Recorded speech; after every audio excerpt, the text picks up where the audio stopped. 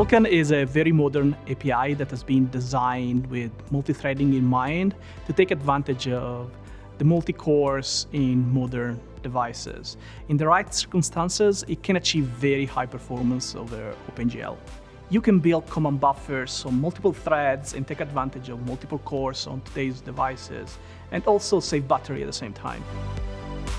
We will be able to unlock the full potential of a modern GPU. It is a multi-platform solution, it's multi-threaded, also on less hardware performing device such as mobile device, but also on PC.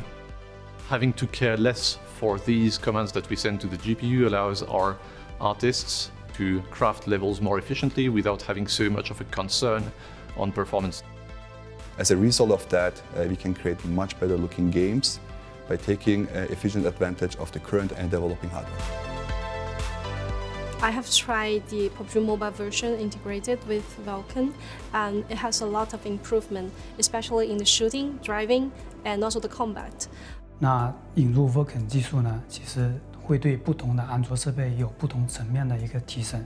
对，只要我们认为说玩家的这个体验对得到一个很好的改进，那其实就会对我们的总体的业务会有一个比较好的一个粘性的一个提升。